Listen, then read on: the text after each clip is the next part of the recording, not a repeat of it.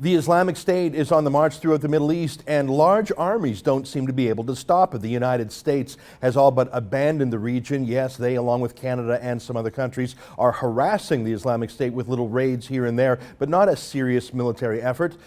Serious military efforts by Iraq and Syria have not been able to stop them, and even Jordan is now at risk. Now comes news that the Islamic State is operating in the Sinai desert, which is part of Egypt since Israel gave it back to Egypt about 30-odd years ago. And the Egyptian army, while large and modern and equipped with American weapons, has not been able to stamp it out, which raises the question, will Israel itself have to come to the aid of its Arab neighbors to wipe out the Islamic State? Joining me now from Jerusalem at the Jerusalem Center for Public Affairs is the former ambassador from Israel to Egypt, Zvi Mazel. Welcome to the program, Ambassador Mazel. Let me ask you first, how serious is the risk of the Islamic State in the Sinai desert? Is it a large force? Are they well equipped? Do they really pose a threat to the Egyptian army? I think yes. The answer is yes. They constitute a tangible threat to Egypt, and they are very near to our borders. And the fact is that when you look backwards, they have been fighting very strongly, and the Egyptian army, with all its might, has not succeeded in stopping it. So there is a problem, but we should try and understand it. First of all, those people of Islamic State, before that they were Ansar Bet al-Mekdas, and Ansar Bet al-Mekdas is a federation of 4 or 5 radical terrorist organizations that had started the attack against Egypt in the time of Mubarak. So they are really very well entrenched in that place. They have a lot of contacts in the population. They are being assisted by the population, which is composed of Bedouins. The Bedouins in Sinai do not like the government of Egypt because the government of Egypt since a long time has abandoned them and has not developed Sinai. So they were prey to radicals who penetrated into Sinai in Mubarak time. So now, anyway, the story now starts again after the people of Egypt, the Egyptian people, together with the army, led by Abdel Fattah al-Sisi, who later became president, they ousted Mohammed Morsi, president representing the Muslim Brothers. At that time, those organizations in Sinai, just when it started, all that business in June, on the 30th of June 2013, they announced, all those radical organizations, that they will federate, they will unite, and they will fight Abdel Fattah al-Sisi and his regime, and all the people of Egypt, if Morsi is ousted. Well, Morsi was ousted because it had to be, because those are Muslim brothers and they were constituting a deadly threat to Egypt.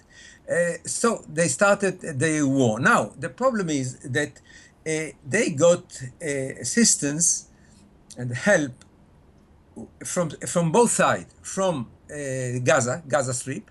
They were able to go to some of them, some fighters from Gaza, radicals, went through the tunnels from Gaza into Sinai.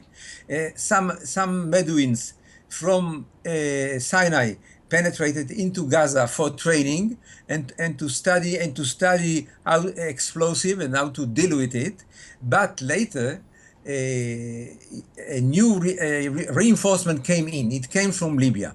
So what you're saying is it started, these were Egyptians to begin with, who had grievances against the old regime, and they were momentarily allied with the Muslim Brotherhood, Mohammed Morsi, but now they've been cross-pollinating with Hamas in Gaza, with Libya, so it's actually not, it's not like newcomers pouring in. I mean, there may be some of those, but this has been a problem in the Sinai for years, is what you're saying, yes. Am I right?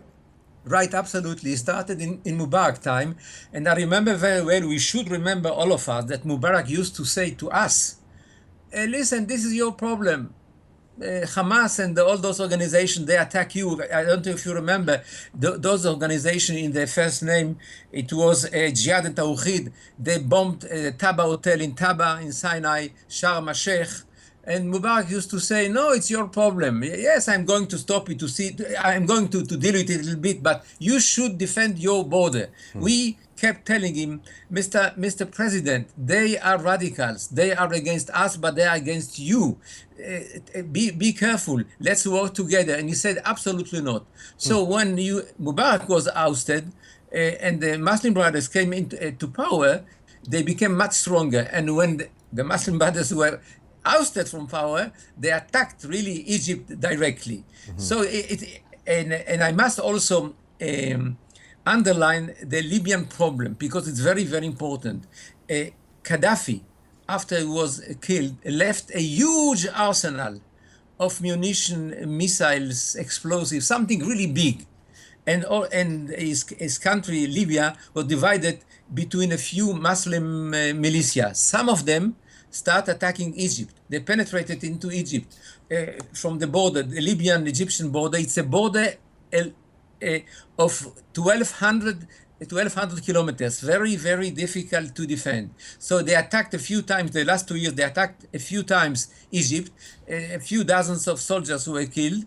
But anyway, there is a road from Libya to Sinai, crossing all Egypt with smuggling weapons and fighters themselves. So they're bringing heavy weapons all the way from Libya Yes, through absolutely. Egypt. Yes. They're not even going by sea, is what you're saying. They're just taking these heavy. This is incredible. Now, let me ask you this, because the Egyptian army, for whatever its flaws, I mean, it is professionally trained, it's Western oriented. They have F-16 fighter jets, they have M1 tanks. These are serious first-rate weapons.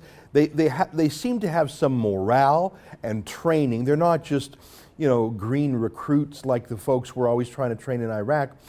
Yeah. Why can't, I mean, this is a 600,000 person army. It's really one of the largest armies in the world with modern equipment, and they have a culture of professionalism, at least as far as Arab militaries go. Why are they not able to stamp this out? Yes, well, the image you just gave of the Egyptian army is not perfectly correct. It's a big army, the biggest in the Middle East, the biggest Arab army in the Middle East. That's you are right.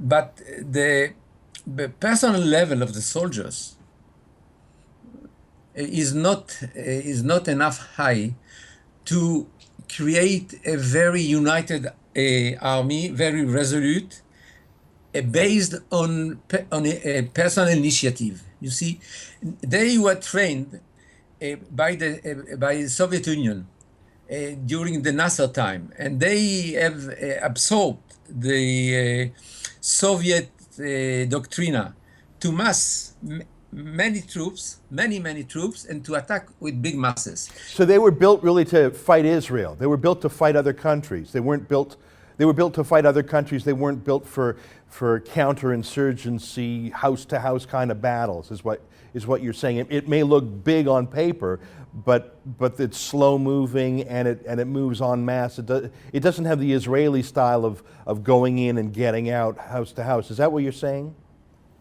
Yeah, exactly. Here, the war in Sinai is completely different from a war against a country, as you said. That's a kind of guerrilla war, in deserts, in the mountains, against a few hundred people, not maybe 1,000, we don't know exactly, of people who are really decided to attack the other. They are being motivated by hatred of the regime and especially by the religion, by radical Islam. They think that they should destroy Egypt, they should destroy all nation states in the Middle East, Syria and Iraq and Libya and Somalia, and create a caliphate. So it's a new breed of people. They are not very numerous, but still, the fact is that they exist. They are ready to die, and the Egyptian army is not trained for that. This is the real problem. Ambassador, is Israel in a position to help? I know obviously you can't tell me any confidences, but is Israel in a position to help? Is it even possible that Israel could train with Egypt, that there would be joint training. Is that too far a bridge for an Arab Muslim country, or largely Muslim country like Egypt? I mean, Israel has the techniques and the experience and the wisdom, hard fought and paid for at a high price of human blood. But is it possible that Israel could actually help train Egyptian soldiers, or is that just too offensive to the Muslim pride and the Egyptian pride for that to happen? Yeah, well, the problem is that in the present state of relations between Israel and all Arab countries, even those with whom we have peace, like Jordan and Egypt in that case, we cannot cooperate openly on military level. It's impossible. The public, the Muslims will not accept it. It's a problem. They have incited against Israel in the last 30, 40, 60 years, They cannot accept that Israel will cooperate militarily with an Arab country. It's a big problem. But still, since we share the interest of Egypt on that problem, as we understand, there is a kind of good cooperation on the intelligence level, and probably some advices, but there is no Israeli fighting. Israel cannot fight openly in Egypt, cannot train troops in Egypt. It should have been America. America was the best ally of Egypt till Obama administration. They were training together. Both armies were training together. They sent them a lot of material equipment. They trained them also in guerrilla warfare. But now it stopped. All that is stopped. Even though that Obama a few weeks ago canceled the embargo to Egypt of weapons, they said in Washington that not all the equipment Egypt is needed, they will be sent. So there is a problem. The only country that can do something about it openly and really change the situation in Sinai is Egypt. But Obama prefers the Muslim Brothers. Obama has fallen in love with Muslim Brothers. Yes. We don't know. I studied the Muslim Brothers in the last 25 years. I just don't understand the relation between the White House and the Muslim Brothers. But it's a fact. What can we do?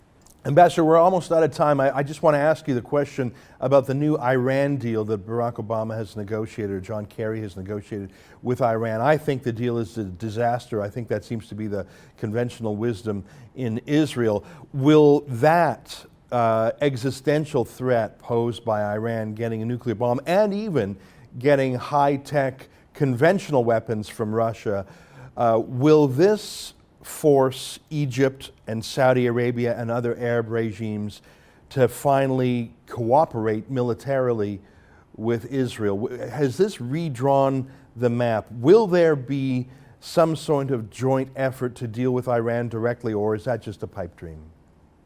Yeah, it's a big question. We know there are a lot of rumors, a lot of talking about it, that Israel and the pragmatic Arab countries, Saudi Arabia, Egypt, Jordan, Gulf countries, even Morocco maybe, should cooperate against those threats of Iran and Daesh, ISIS.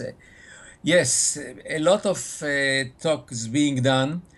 But as I understand, probably the pressure so far on Arab countries from Iran and from Daesh, ISIS, is not strong enough. It's very sad to say it, to accept it, you see, because for those countries, Muslim countries, the hatred of Israel is much more important so far, I'm saying, than their own security. Something has to change. The problem is, and not many people say it overtly, we have here a problem of civilizations. Yes, the Arabs don't want the Jews and the Christians, but especially the Jews and Israel, to be in the Middle East. Now they need Israel to fight two Muslim threats, ISIS and Iran, but still they have not the heart, the courage to change their way of thinking and to do it. So we are going to be in trouble in the coming months, coming years, and see what happens. But it's a very difficult and problematic situation. Ambassador Zvi Mazel of the Jerusalem Center of Public Affairs, thank you so much for your wisdom today. You are welcome. Bye-bye.